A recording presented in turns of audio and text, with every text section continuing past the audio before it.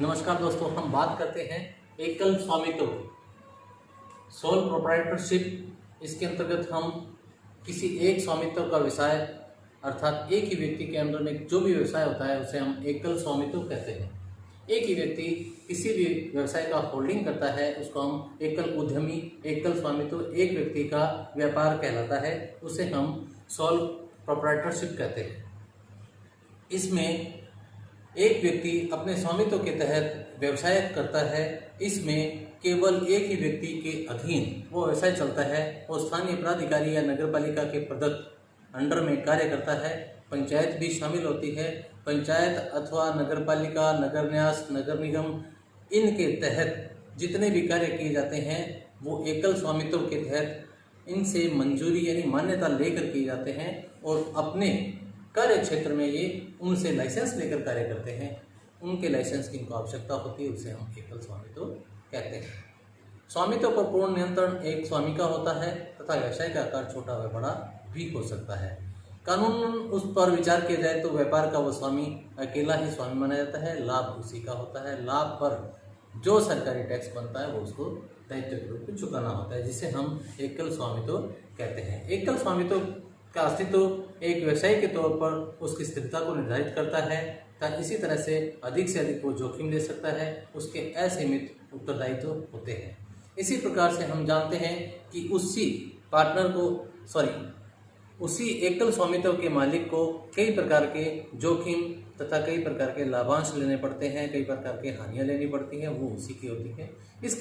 उसके पश्चात दूसरा नंबर आता है साझेदारी या पार्टनरशिप, जिसे पार्टनरशिप में हम साझेदार दो या दो से अधिक व्यक्तियों के आपस में मिलकर किसी बात को लिखित या कमिटमेंट या मौखिक रूप से कार्य करने की शैली को हम पार्टनरशिप कहते हैं। साझेदारी में दो या दो से अधिक व्यक्ति आपस में भारतीय अधिनियम 1932 के तहत कार्य करते हैं। इसको हम साझेदारी अधिनियम कहते हैं।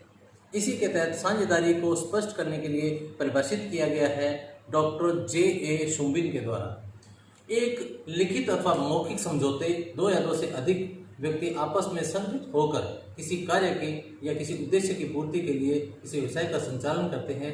जिम्मेदारी से संयुक्त रूप से जो निभाएंगे उसे ही हम साझेदारी कहेंगे। इसी को क्लियर किया है डॉक्टर जे.ए. शुम्बिन ने। जे.ए. शुम्बिन अपनी परिभाषा के तहत साझेदारी में इसको देते हैं दो व्यक्तियों का आपस में किसी एक कार्य के लिए मौखिक या लिखित सहयोग। इसी प्रकार नेक्स्ट चलता है साझेदारी के बाद सीमित दायित्व साझेदारी। सीमित दायित्व साझेदारी में दोस्तों इसमें हम किसी भी प्रकार की साझेदारी में दो या दो से अधिक व्यक्ति होते हैं, लेकिन इसमें जो भी साझेदारी होती है उसमें उनका दायरा सीमित होता है। लिखित में होता है कि आपको इतने ही कार्य क्षेत्र में कार्य करना है, आपके दायित्व ये हैं, आपके दायित्व ये कार्य क्षेत्र में ये व्यक्ति कार्य करेगा तो उक्त व्यक्ति को इतना आपको साझेदारी का हिस्सा आपको देना पड़ेगा। इसको हम बोलते हैं सीमित दायित्व साझेदारी। उसमें उसके लायबिलिटीज लिमिटेड होती है, जैसा कि किसी व्यक्ति को कार्य क्षेत्र में कार्य करना है अथवा कोई बिना कार्य किए उसमें पूंजी इन्वेस्ट करता है तो उसको हम बोलते हैं लिमिटेड लायबिलिटी पार्टनरशिप। इसके पश्चात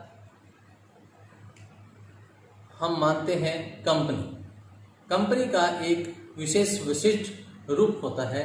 वो एक वित्त की राशि को अपने अधिक दायित्व सीमित लेकर चलते हैं तथा एक तत्व किसी लक्ष्य की ओर चलती है, उसको हम कहते हैं कंपनी भारतीय अधिनियम 2013 के अंतर्गत बनी हुई है। यह एक कंपनी है। कंपनी अधिनियम के तहत ये पंजीकृत होती है तथा इसमें कानूनन पंजीकृत करवाना आवश्यक होता है। कंपनी का पंजीकरण करवाने के पश्चात ही गठन किया जाता है। उसके कानूनी प्रभावों के, उसके प्रावधानों के तहत उसमें कंपनी की परिभाषा दी गई है, उसी के तहत उसको निर्मित किया जाता है। कोई भी व्यक्ति किसी भी प्रकार का अस्तित्व में आता है तो वो कंपनी के तहत ही आता है। कंपनी अपना अस्तित्व अलग रखती है और व्यक्ति अपना अस्तित्व अलग रखता है। कंपनी के अंदर किसी भी प्रकार की संपत्ति है वो कंपनी संबंधित होती है।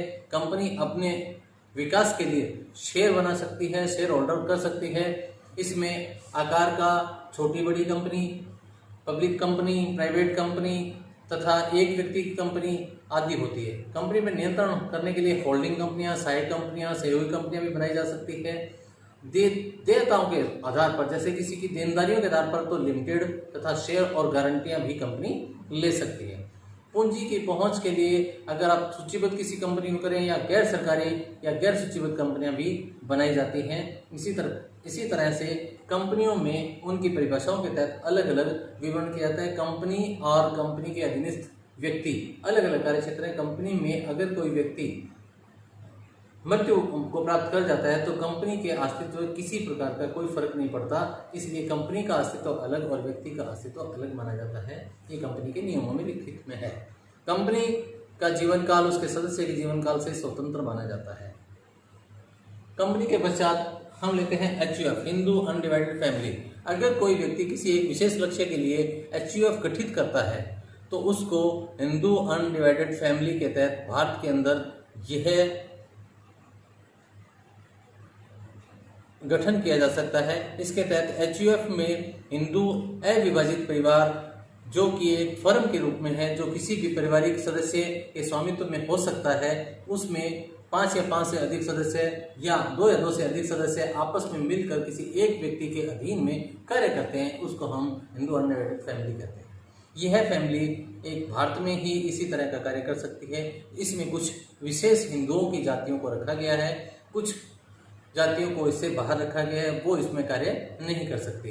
व्यवसाय का एक स्वामित्व एक ही परिवार के सभी सदस्यों से संबंधित रखता है।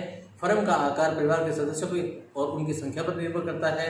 परिवार के सदस्यों का दायित्व सीमित होता है और उनके सदस्यों की असीमित दायित्व होता है, लेकिन परिवार के मुखिया का उन पर दायित्व रहता है। व्यवसाय को आवश्यक पूंजी उपलब्ध कराने के लिए उनका उत्तरदायी होना जरूरी है।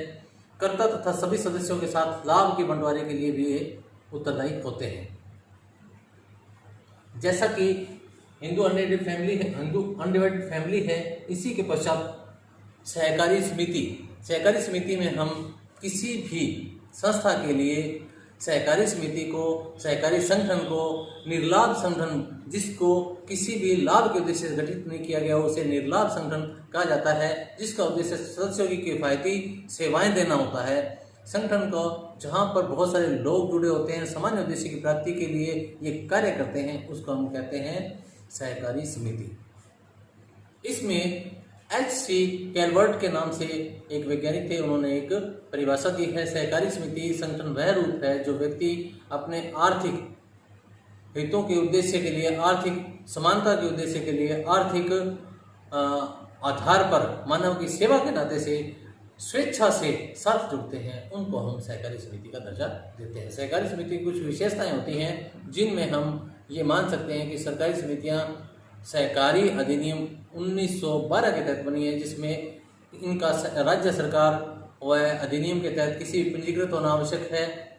यह स्वैच्छिक संगठन होता है।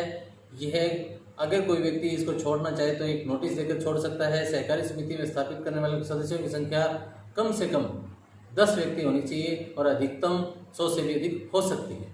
संगठन का मुख्य उद्देश्य लाभ के बिना लोगों को बेहतर सेवा देना होता है।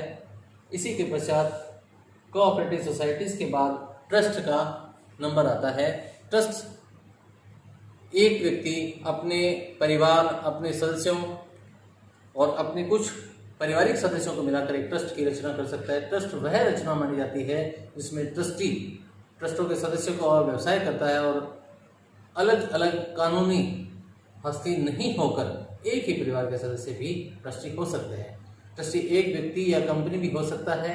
ट्रस्टी ट्रस्ट के ऋणों के लिए कानून का उत्तरदायी है। अगर कानून तौर पर किसी का ऋण लिया है तो वो ट्रस्टी उसका उत्तरदायी है। अगर उसके सदस्यों ने किसी से ऋण लिया है तो ट्रस्टी उसका उत्तरदायी माना जाता है। यदि ट्रस्ट में कुछ लाभ हो किसी भी प्रकार का या घाटा हुआ हो तो वो ट्रस्टी को वहन करना पड़ता है। ट्रस्टी उसका बंटवारा कर सकता है। परिसंपत्तियों के दौर में उसकी रक्षा करना ये ट्रस्टी का फर्ज माना जाता है। परिसंपत्तियों में लचीलापन व आय के वितरण को भी ट्रस्टी को ही वहन करना पड़ता है।